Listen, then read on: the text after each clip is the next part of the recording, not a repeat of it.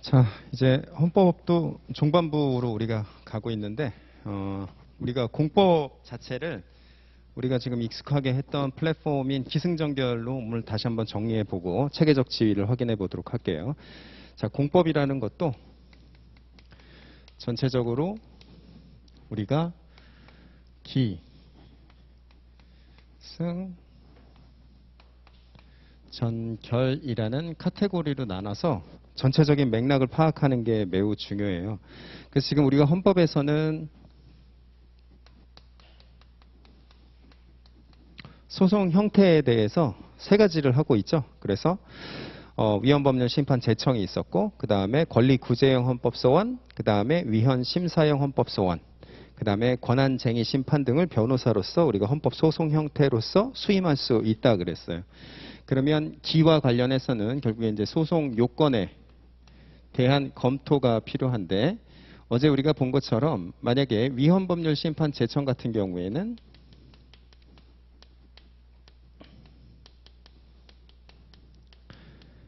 이 소송 형태에 부합해야 되는 소송 요건이라는 게 이제 재판의 전제성이라는 요건이 있죠.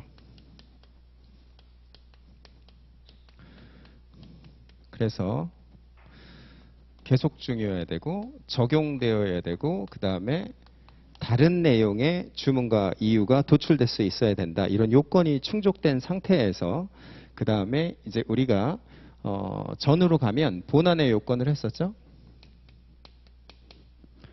그 다음에 본안과 관련해서는 지금 위헌이냐 합헌이냐에 대한 문제가 되는 거예요.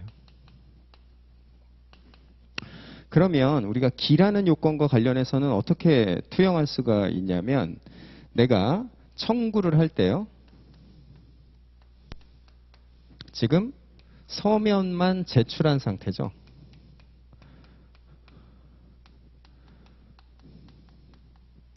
그 다음에 여기서 패스가 되면은 일로 와서 어떻게 되는 거예요? 헌법재판관 있는 곳에서 내가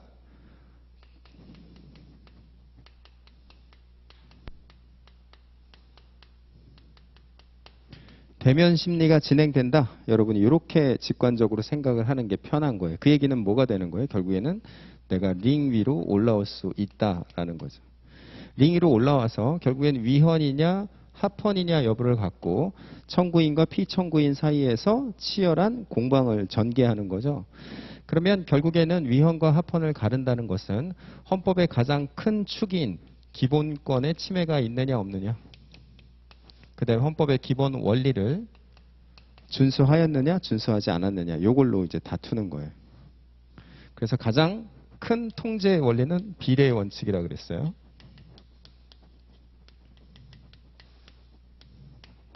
그 다음에 헌법 37조 2항에 보면 법률에 의해서만 우리가 공권력을 행사할 수 있도록 되어 있잖아요. 그래서 법률 유보 원칙을 위반했느냐,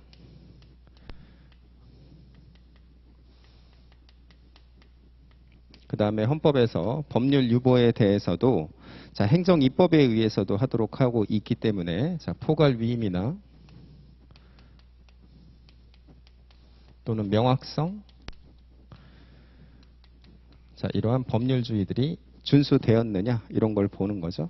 그 다음에 이제 비례의 원칙과 관련해서는 개별적인 기본권들과 관련했던 특수한 법리들, 특화된 법리들이 있어요. 그래서 오늘 여러분이 볼 직업의 자유와 관련해서는 비례의 원칙을 좀 더 특화해서 단계의 이론이라는 법리로 우리가 접근을 하는 것이고, 자, 비례의 원칙을 그러면 그렇게 특화할 때 가장 중요하게 우리가 바라봐야 되는 관점은 뭐라 그랬어요?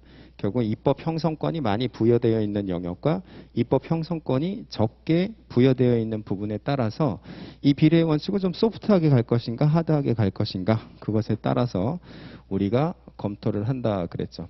그래서 평등의 원칙 같은 경우에도 결국에는 평등의 원칙과 관련해서 상대적 평등이라는 헌법의 취지에 비추어서 입법 형성권이 많이 부여되어 있는 곳에는 우리가 자의금지로 합리적 여부만 판단하는 것이고, 헌법에서 특별하게 평등을 요구했거나 관련 기본권에 대한 중대한 침해가 있다면 입법 형성의 영역이 줄어드니까 그때는 좀 강화해서 비례의 원칙을 좀 더 강조하게 되는 모양이 된다 그랬어요. 자, 그 다음에 이제 결로 오게 되면 어떻게 되는 거예요? 결국엔 판결이 있는 거죠. 근데 우리 헌법은 판결이라는 표현을 쓰지 않고 결정이라는 표현을 쓴다 그랬어요. 그러면 우리가 변호사로서 종국적으로는 이제 위헌 결정을 얻기 위한 것이 가장 핵심이죠. 그래서 이러한 위헌 결정의 효력으로서 우리가 뭘 본 거예요? 헌법재판소법 47조 1항에 근거하고 있는 기속력을 본 거죠. 기속력이라는 것은 행정청과 그 다음에 관련 행정청을 묶는 바인딩 포스라고 했었죠.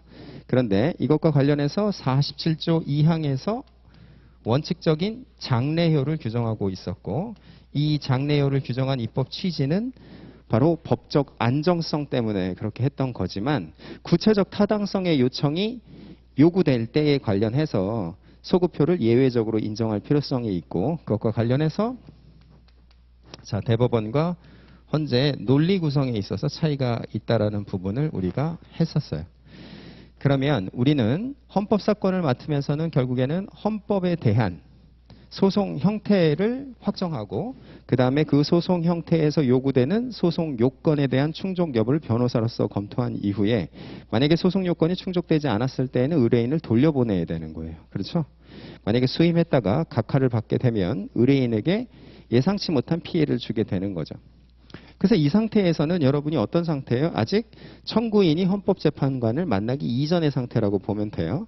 그 다음에 이제 승과 관련해서는 가처분과 관련된 소송 기술상의 요건들이 있는데, 이는 헌법에서는 그렇게 큰 의미는 없죠.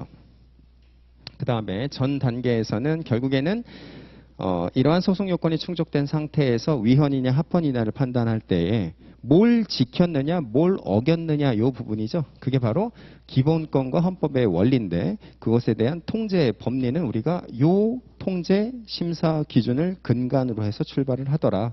그 다음에 37조 2항의 규정에 따라서 법률 유보를 지켰는지, 이것이 법률주의에 명확하게 부합하는지, 자, 이런 부분들을 본다 그랬어요. 근데 여기서 어제 우리가 강조했던 것 중에 하나 놓친 부분이 있었죠. 여기서 뭐라 그랬어요? 자, 기본권의 자, 보호 영역에 들어오느냐, 이 부분이 우선 중요한 거죠. 그래서 우리가 재산권과 관련해서는 단순한 기대 이익이라면 아예 기본권의 보호 영역에 들어오지 않기 때문에 그에 대한 심사조차도 들어가질 않는다 그랬어요. 그렇죠? 이런 부분들까지 여러분들이 잘 정리를 해야 되는 거예요. 이게 헌법에서 우리가 보고 있는 기승전결의 논리적 순서가 되는 거죠. 자, 그러면 우리가 이제 다음 주부터 시작할 행정법과 관련해서는 어떻게 되느냐, 이것도 똑같아요.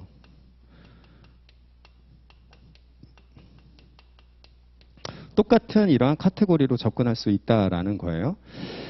자, 그러면 공법에서만 왜 이렇게 소송 요건에 대한 엄격한 요구를 국민들에게 하고 있는지에 대해서 우리가 의문을 갖고 있는데, 그 부분은 어떻게 설명했었어요? 결국에는 행정권, 그 다음에 입법권, 이런 것들이 국가 작용에 있어서 매우 중대한 의미를 갖기 때문에 남소에 의해서 이런 것들에 대한 안정성이 저해될 우려가 있어서 그에 대한 사전적 통제 차원에서 소송 요건을 엄격하게 요구한다 그랬었죠. 그래서 행정법에서는 이제 소송 요건이 들어가기 전에, 자, 헌법에서는 아까 본 것처럼 위헌법률 심판 제청, 헌법 소원, 권리구제형, 그 다음에 위헌심사형, 권한쟁의, 이러한 소송 형태가 있었는데, 행정법에서는 뭐가 제일 큰 거예요? 우리 행정소송법이 취소 소송을 중심으로 해서 다른 소송 유형에서 이를 준용하도록 하고 있는 취소 소송 중심주의를 채택하고 있단 말이에요. 그렇죠? 그래서 취소 소송을 중심으로 해서 소송 요건을 바라보는 거예요. 자, 그러면 자, 소송 요건과 관련해서 결국에는 자, 육하 원칙에 따라서 우리가 살펴볼 거예요. 육하 원칙에 따라서. 그래서 누가 이게 원고가 될 수 있는 적법한 자격을 가져야 되죠. 이걸 원고 적격이라고 하는 거예요. 그 다음에 누구를 대상으로 해서 할 건지에 대해서는 피고가 될 수 있는 적법한 자격이 있는 사람을 대상으로 해서 피고를 지정해야 되는 거죠. 그 다음에 어떤 것을 대상으로 해서 소송을 제기할지와 관련해서는 소송의 대상이 적법한 자격이 있어야 되는 거예요. 그 다음에 구체적 소송에서 그 소송을 통해서 달성하고자 하는 실질적인 이익이 있어야 되는 거죠. 이를 협의의소의 이익이라고 하는 거예요. 그런데 원칙적으로 원고적격과 대상적격이 인정된다면 여기에서는 광의의소의 이익이 있겠죠. 추정이 되는 거예요. 그렇죠? 그런데 치매 상태가 소멸됐다든지 원상 회복이 불가능하다든지 보다 유효적절한 다른 구제 수단이 있을 경우에 협의의 소이익이 부정된다라고 12조 후단에서 규율을 하고 있기 때문에 우리가 협의의 소의 이익을 검토를 하는 거죠. 그렇죠? 그 다음에 여기서는 이제 제소 기간이라는 문제, 자 언제까지라는 부분 이게 중요하고요. 그 다음에 임의적 전치인데, 자 우리 헌법 107조 3항에 있는 행정심판을 반드시 거치도록 하고 있는 예외적인 경우에 그 예외는 뭐가 되는 거예요? 바로 소송 요건이 된다라는 거죠. 그 다음에 이제 관할이라는 부분도 올바르게 지정을 해서 소의 적법 요건이 충족이 되어야 된다라는 거예요. 그러면 이것도 마찬가지죠. 아까 우리가 헌법에서 봤던 것처럼 지금 이 상태는 어떤 상태예요? 행정청이 자 당사자한테 이때는 민원인에 불과하겠죠? 민원인과의 사이에서 아직 법원이 드러나지 않은 상태죠.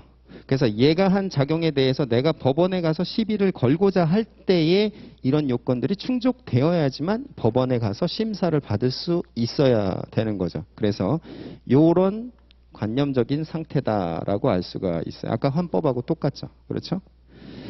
자, 그래서 이런 소송 요건이 모두 충족되어야지만 본안에 가서 링 위에 올라가서 이제 싸움을 시작하는 거예요. 만약에 이러한 요건들이 헌법과 행정법에서 모두 충족되지 아니하였을 때 하는 판단, 그게 각하가 되는 거죠. 그렇죠? 여기서는 각하가 되는 거예요. 그러면 행정청 입장이 피고가 되죠. 그래서 행정청 입장에서 가장 베스트 시나리오는 바로 각하를 이끌어내서 처음부터 기를 죽여버리는 거예요. 헌법도 마찬가지죠. 그렇죠? 만약에 위헌법률 심판 제청이 됐다든지 아니면 또는 헌법 소원이 제기가 됐을 때 그 피청구인 입장에서의 베스트 시나리오는 각하가 되는 거죠.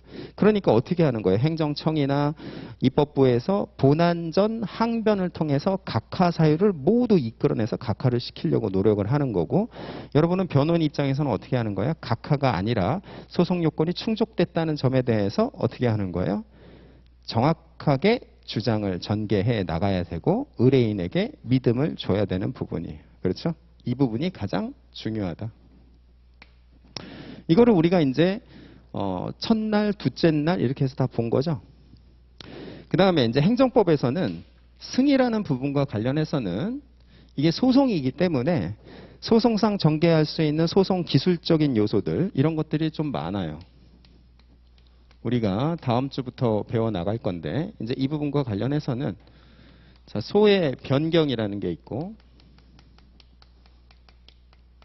소를 변경할 수가 있어요. 취소소송에서 무효동 확인소송으로, 그 다음에 부작위 위법 확인소송으로 이렇게 변경할 수가 있더라라는 거죠.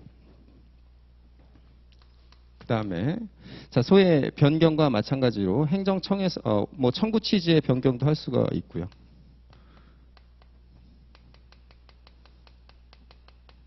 그 다음에 헌법에서와 마찬가지로 여기서는 이제 집행정지가 매우 중요한 소송 기술이 되겠죠. 그래서 가처분에 인정될 수 있겠느냐, 뭐 이런 부분도 매우 중요한 거고요. 그 다음에 이제 행정소송에서는 제3자 소송 참가라는 기술도 있고, 이 제3자가 행정청인 경우도 있어요. 그렇죠? 그 다음에 행정청 입장에서 전개할 수 있는 소송 기술적 수단으로는 자, 처분 사유의 추가 변경이라는 기술도 있어요. 즉 자신의 행정행위의 적법성을 확보하고 유지하기 위해서 행정청의 처분 사유를 추가하거나 변경하는 기술, 자 이런 것들을 여기서 전개할 수 있다라는 거예요.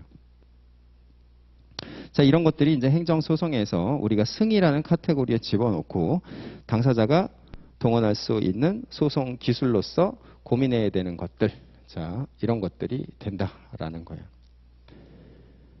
자, 그 다음에 전으로 오면은 여기서는 이제 위헌, 합헌 이 부분이 뭘로 바뀌는 거예요? 행정법을 위반했느냐, 준수했느냐 이게 되는 거죠. 결국에는 이 부분은 자, 요거 헌법을 지우고 볼게요. 행정법에서는 어떻게 되는 거예요? 결국에는 행정법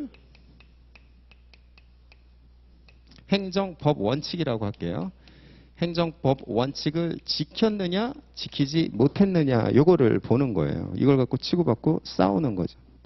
그러면 요거를 판단하기 위해서는 첫 번째, 자, 행정행위. 자, 여기에서 대상적격이 충족이 된 상태에서 일로 오면 얘가 이름이 뭘로 바뀌는 거예요? 일로 오면 처분이 된다라는 거죠. 이게 처분이 되잖아요. 소송으로 넘어와서 본안에 들어갈 때 처분에 대한 위법성 여부를 판단하게 되는 거죠. 그럼 첫 번째로 여러분이 검토해야 되는 도구만은 뭐가 됐어요? 처분이 성립되었느냐 여부부터 봐야 돼요. 그래서 유승준 사건에서는 공식적 방법에 의해서 외부적으로 표명되지 않았기 때문에 처분이 성립되지 않았다라는 의미 있는 판결도 나왔던 거죠. 그 다음에 두 번째는 뭐가 되는 거예요? 자, 처분에 대해서 위법하지 않느냐, 위법하냐 이 부분에 대해서는 자, 주체와 절차와 형식과 내용이라는 우리가 카테고리에서 분석을 해 나가는 거죠. 그렇죠? 그래서 주체와 관련해서는 이제 행정조직법을 준수했느냐 여부가 문제가 될 거고요. 그 다음에 절차와 형식과 관련해서는 행정절차법이 준수가 되었는지 여부를 보는 거죠. 그 다음에 내용을 준수했느냐와 관련해서는 여러 가지의 행정법 일반이 되겠죠. 그래서 행정기본법도 될 거고 행정개별법도 될 거고 여러 가지의 행정작용법을 준수했느냐 이 법리를 갖고 싸우는 건데 이 내용이 결국에는 행정법의 또 전에서의 가장 큰 부분을 차지하는데 이것과 관련해서는 우리가 기술적으로 어떻게 접근을 해요? 그 처분, 행정행위가 기속이냐 재량이냐를 놓고 구분해서 방식을 달리하죠. 그렇죠? 왜 그러냐면 기속과 재량으로 구분했을 때 법원의 심사 방식이 달라지기 때문이에요. 그렇죠? 그래서 기속행위인지 재량행위인지를 먼저 구분을 하고 기속행위라면 어떻게 돼요? 법에 정해진 대로 하지 않았으면 위법한 거죠. 그렇죠? 재량인 경우는 어떻게 한 거예요? 재량인 경우에는 재량의 일탈, 남용이 있는지 여부를 변호인으로서 여러분들이 주장을 전개해 나가야 되는 거예요. 그러니까 이 부분이 좀 더 디테일하게 깊게 들어가는 거죠. 헌법은 기본권과 그 다음에 헌법의 기본 원칙을 위반했는지 여부에 대해서만 비례의 원칙을 중심으로 해서 우리가 논리를 전개해 나가면 되는데 행정법은 우선 처분이 성립했는지 여부부터 들어가고 그 다음에 이 부분은 헌법으로 따지면 뭐하고 비슷해요? 그 기본권의 보호 영역에 들어와 있느냐 그 부분에 대한 검토하고 체계적 지위가 좀 유사하죠. 그 다음에 주체, 절차, 형식, 내용 측면에서 각각의 행정법을 준수하고 있는지 여부를 보는 건데 이에 대해서 내용과 관련해서는 기속행위냐 재량행위에 대해서 우리가 사법심사 방식이 달리되기 때문에 기속과 재량을 구분하고 그 다음에 기속인 경우에는 법규 위반이면 무조건 위법이 되는 거죠. 그 다음에 재량이라면 재량의 일탈, 남용이 있는지 여부를 들여다보는 거예요. 그렇게 해서 주장을 전개하는 거죠. 그렇게 한 다음에 변호사로서 결국에는 판결 상태에 와갖고는 뭘 구하는 거예요? 여기서는 인용 판결을 얻기 위해서 변호사로서 종국적인 엔드 스테이트는 인용 판결이 되는 거죠. 그럼 인용 판결이 있으면 뭐가 있길래 결국에는 인용 판결까지 가려고 하느냐 이 부분이 중요한 건데 가장 중요한 부분은 마찬가지로 또 기속력이 있기 때문이다라는 거죠. 그렇죠? 그래서 기속력은 우리 행정소송법 30조에서 규율하고 있고 그래서 반복을 금지시키고 그 다음에 원상 회복을 시키고 당해 처분이 거부 처분인 경우에는 판결의 취지에 따라서 어떻게 해야 되는 거예요? 재처분을 할 수 있도록 하는 실질적인 의무를 부과하는 힘. 이 힘을 얻기 위해서 우리가 어떻게 하는 거예요? 인용 판결을 변호사로서 얻고자 하는 거죠. 그 다음에 이제 여기서는 좀 중요한 부분이 거부 처분 이후에 판결의 취지에 따라서 기속력을 부여받았음에도 불구하고 행정청이 이에 응하지 않았을 때 변호사로서 동원할 수 있는 집행력으로서 자, 간접 강제라는 수단도 여러분이 생각할 수 있어야 돼요. 왜냐하면 간접강제라는 것은 당사자의 신청에 의해서만 할 수 있도록 행정소송법에 규율되어 있는 거죠. 그러니까 당사자의 신청에 의한다라는 얘기는 뭐가 되는 거예요? 결국 당사자가 쓸 수 있는 카드가 된다라는 거고, 변호인의 입장에서는 여러분이 의뢰인에게 제시할 수 있는 내용이어야 돼요. 그렇죠? 그래서 거부 처분에 대해서 기속력이 발생했음에도 불구하고 행정청이 이에 대해서 움직이지 않고 있을 때 여러분은 그러면 간접강제 신청하도록 하겠습니다라고 의뢰인에게 제시할 수 있어야 된다라는 거죠. 이게 집행과 관련된 부분의 내용이 되는 거예요. 그러면 우리가 공법이 기승전결이라는 카테고리 속에서 여러분이 변호인으로서 각각 검토해야 되는 내용과 의뢰인에게 제시할 수 있는 내용들은 이게 전부란 말이죠. 그렇죠? 이걸 가지고 우리가 하나씩 다 배워 나가는 거예요. 헌법은 우리가 이제 종반부로 왔기 때문에 이 내용에 대해서 여러분이 어느 정도 인지가 됐고, 행정법도 마찬가지로 이 틀 하에서 체계적 지위 하에서 우리가 배워 나간다면 하나의 맥락을 갖고 여러분들이 공법을 정리할 수 있다라는 거예요. 알겠죠? 그래서 기승전결, 이거는 헌법, 행정법 다 똑같으니까 여러분들이 이 틀 안에서 내가 어느 위치에서 어떤 내용을 배우고 있는지 이 부분 이렇게 정리를 해 나가면 되겠어요. 자, 헌법하고 행정법은 결국은 똑같지만 뭐가 좀 더 크기가 작아요. 행정법이 좀 더 크기가 작고 미시적이죠. 이는 왜냐하면 소송이기 때문이에요. 그 다음에 이제 3심까지 되어 있기 때문에 세부적인 내용들이 보다 좀 더 디테일하다. 그러니까 헌법보다는 행정법이 공부량이 좀 더 많죠. 그러면 또 맹점은 뭐가 있냐면, 행정법은 이렇게 자세하게 규율되어 있기 때문에 내가 공부를 하는 만큼 쓸 수가 있어요. 근데 헌법은 그런 부분들이 좀 이렇게 큼지막하게 덩어리로 되어 있기 때문에 내가 맥락을 잡지 못하면 어떤 내용으로 구성해야 되는지에 대해서 취약점이 좀 있는 거죠. 그래서 헌법하고 행정법하고 결이 약간 달라요. 그렇죠? 그래서 헌법이 보다 필력이 좀 더 요구가 되는 거고, 행정법은 어때요? 행정법은 이론과 판례만 정확하게 옮겨 쓰면 필력이 헌법보다는 상대적으로 요구되지 않는 영역이 되는 거죠. 알겠죠? 그런데 다 공통적인 건 뭐다? 이렇게 기승전결이라는 틀 안에서는 논리는 똑같다라는 거를 정리를 잘 해둬야겠어요.